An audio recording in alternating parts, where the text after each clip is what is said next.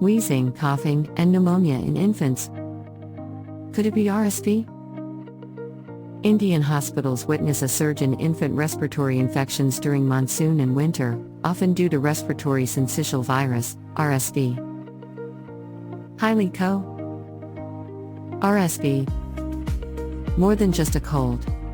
Why babies under 1 are more vulnerable.